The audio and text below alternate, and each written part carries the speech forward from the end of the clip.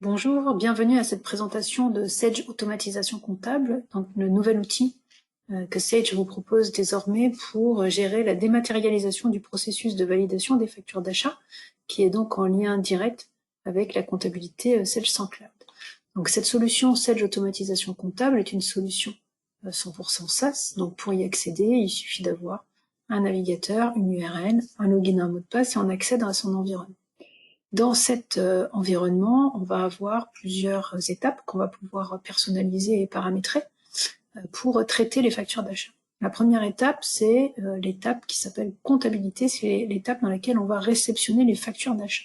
Ces factures d'achat, donc, elles arrivent ici dans cette liste, dans cette bannette.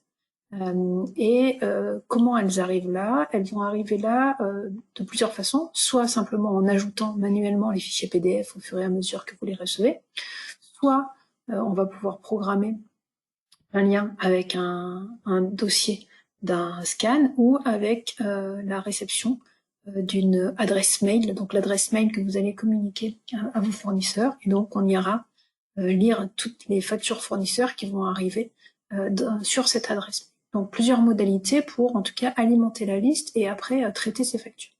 Ces factures, au fur et à mesure qu'elles arrivent dans cette automatisation comptable, elles vont être exploitées par le système et donc le système va reconnaître un certain nombre d'informations. Il apprend au fur et à mesure du passage des factures et donc la reconnaissance va s'améliorer au fil du temps. Pour la présentation ici, j'ai enregistré déjà un certain nombre de factures, certaines donc ont été plus ou moins bien reconnues, certaines informations ont déjà été aussi alimentées, d'autres ne le sont pas encore. On va traiter la facture qui est en haut de l'écran, qui est donc une facture avec qui date a priori du mois de juillet, scannée aujourd'hui, et avec des montants TTC hors taxe TVA. On va regarder de quoi il s'agit. Donc, cela me permet de visualiser la facture. Donc, c'est bien une facture du fournisseur EDF Entreprise. Donc, puisqu'il ne l'a pas reconnu, je vais le chercher dans ma liste. À noter que cette liste de fournisseurs, en fait, c'est la liste des fournisseurs qui est rapatriée de la comptabilité Sage. Donc, c'est bien la comptabilité Sage qui est le maître dans l'histoire. Donc, c'est dans votre comptabilité qu'il faudra créer vos fournisseurs, qui existent forcément déjà. Mais il faudra peut-être enrichir ces fiches pour pouvoir améliorer la reconnaissance. Donc, c'est bien une facture pour le fournisseur EDF. Ensuite, pour ce fournisseur EDF, je viens saisir le numéro de facture pour apprendre, pour aider le système au niveau de son apprentissage. Donc la première fois, il faut que je le saisisse. C'est une facture de frais généraux. Cette facture peut concerner différentes agences. En l'occurrence, ici, j'ai une seule agence, c'est mon agence numéro 1. Je peux mettre une référence. Je choisis de mettre dans la référence la période qui est concernée. Donc, je vais dire que c'est la période du mois de juin. C'est une facture qui a été reconnue. Si ça avait été un avoir, il aurait été capable de me le reconnaître. C'est bien un prélèvement. Alors, au niveau des dates, il est un peu perturbé parce qu'on est en août et que je lui fais passer des factures antérieures. Donc, du coup, il va falloir que je l'aide un petit peu. Donc, je vérifie mes dates et je vais préciser que le paiement c'est fait en juillet. Le libellé qui est ici, c'est le libellé qui apparaîtra dans l'écriture comptable. Je peux le compléter éventuellement et je peux aussi lui demander un peu plus d'informations en automatique pour récupérer par exemple le numéro de la facture. Donc ça, c'est la première chose. Ensuite, je vérifie les montants, 1999,36, 399,87, 2399,23. Je suis d'accord. Et donc, je m'attache ensuite à la partie des écritures comptables. Bien entendu, si je reviens sur les montants, j'ai la main pour modifier ces éléments si c'est nécessaire. Sur la partie comptabilité, alors si j'utilise des modèles de saisie dans ma comptabilité, vous voyez que j'ai une liste déroulante, je vais pouvoir les récupérer et potentiellement les utiliser. Sinon, je vais utiliser les comptes directement dans la liste déroulante. Encore une fois, je vais chercher les informations directement dans ma comptabilité, donc il faut que ces comptes existent dans la comptabilité Sage. Il me propose le compte qui correspond à ce fournisseur. si je l'ai associé, sinon il me reprend le même compte comptable que celui que j'ai utilisé lors du dernier passage d'une facture pour ce fournisseur. Donc, électricité, la TVA qui va avec, je suis d'accord, je génère les lignes. À partir du moment où je génère les lignes, si j'ai de l'analytique qui est associée à ce compte, eh ben, il va me proposer l'analytique qui va avec. Je vais avoir la possibilité de saisir l'analytique. Donc, soit en un une fois, soit plusieurs montants. Et donc, je vais dire que c'est ici, par exemple, Lyon, le solde, et j'enregistre ces informations. Donc, vous retrouvez toutes les informations au niveau de l'analytique que vous avez l'habitude de manipuler dans votre comptabilité Sage. Donc, je fais quoi là?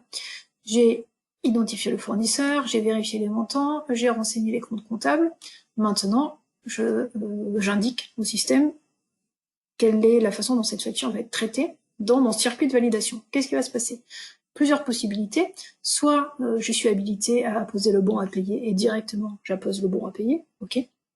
Soit j'ai besoin de faire intervenir quelqu'un pour valider cette facture, donc je vais la transmettre à la personne suivante dans la chaîne de mon processus de validation.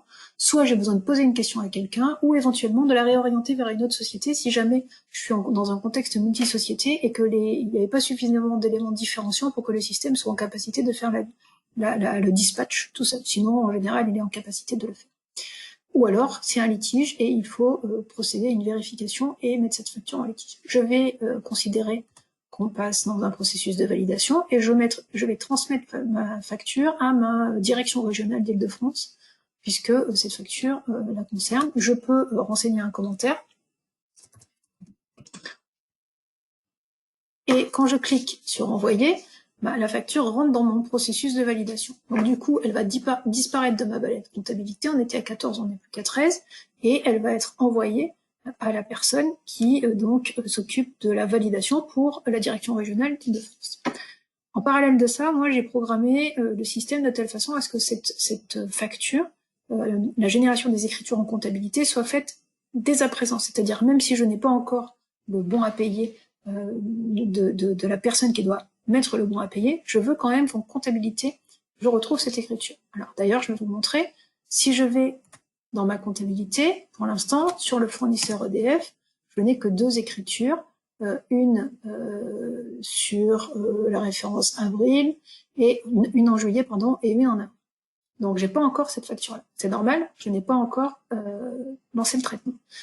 Pour les besoins de cette présentation, je vais lancer manuellement le traitement de synchronisation. Dans votre contexte, on aura mis en place un traitement automatique et la synchronisation se fera de façon complètement transparente. Et là, c'est simplement pour les besoins de la présentation que je lance le traitement manuellement. Pendant que la synchronisation se fait, je vais revenir sur mon environnement Sage Automatisation Comptable et je vais me connecter comme si j'étais mon directeur régional. Donc le directeur régional, il a lui aussi son propre environnement, on lui a donné des droits limités, et donc du coup, il a effectivement son tableau de bord, avec les éléments à valider, s'il avait des informations à vérifier ou des questions en attente. Dans son processus de validation, donc à valider, se présente à lui la liste de tous les documents qui sont en attente de validation.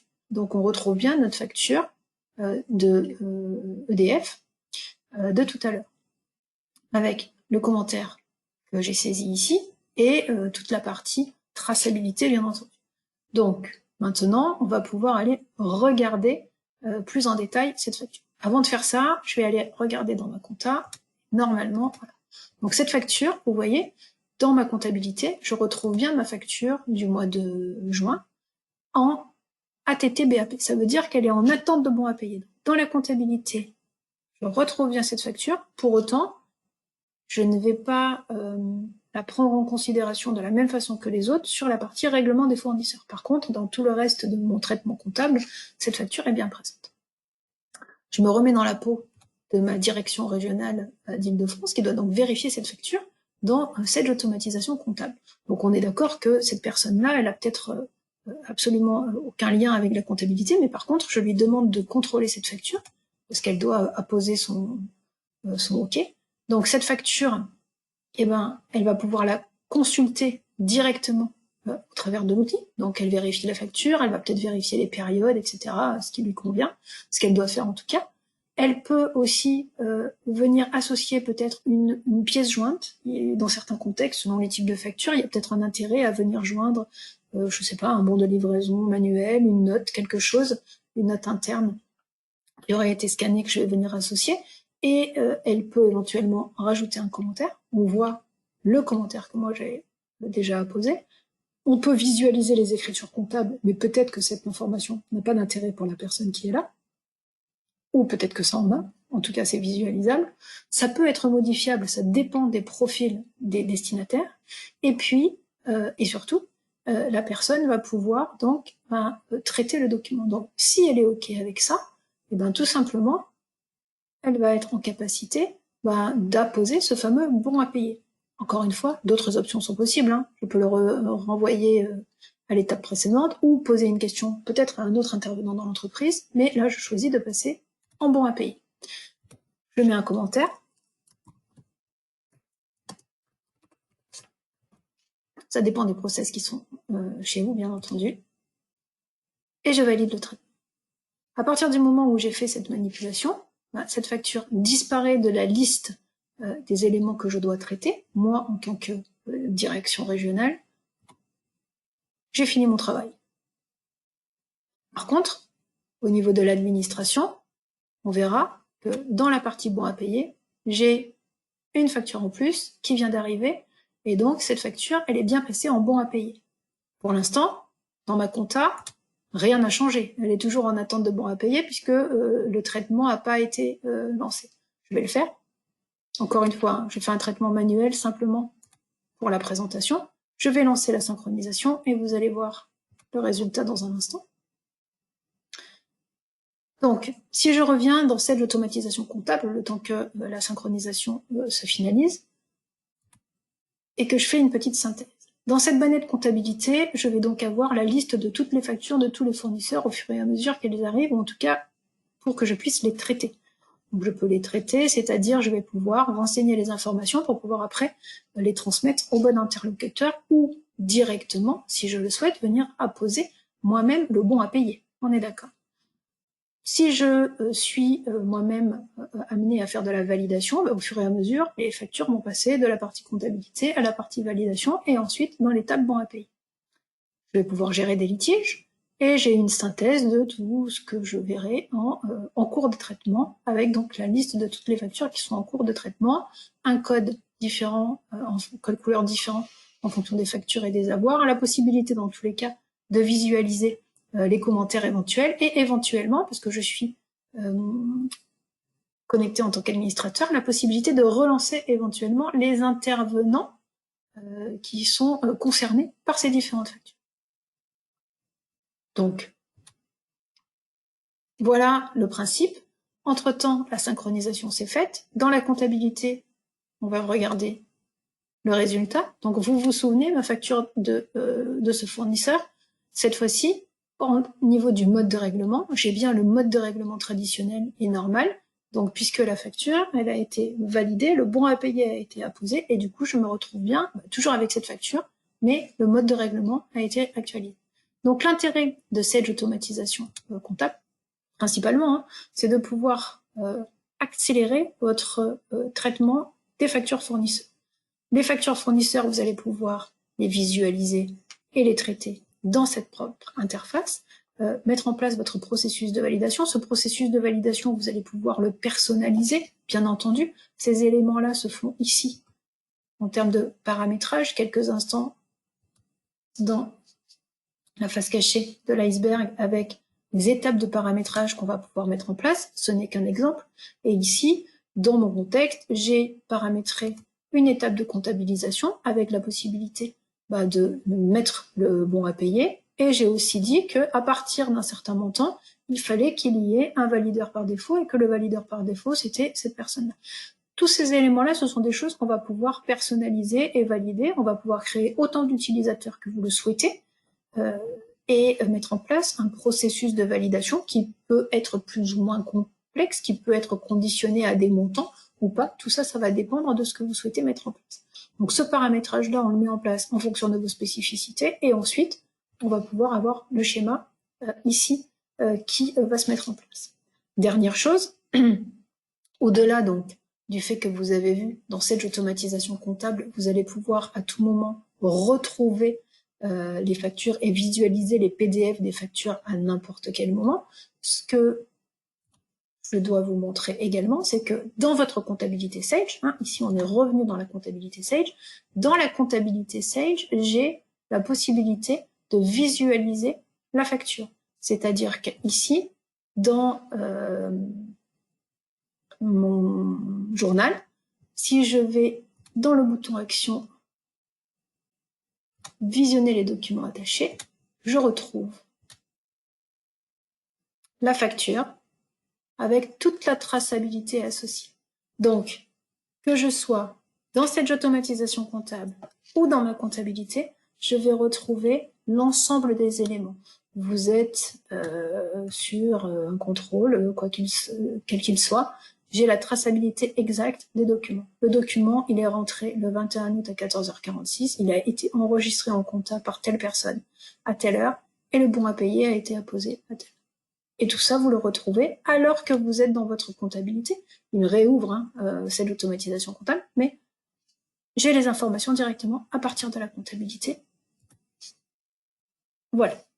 Donc,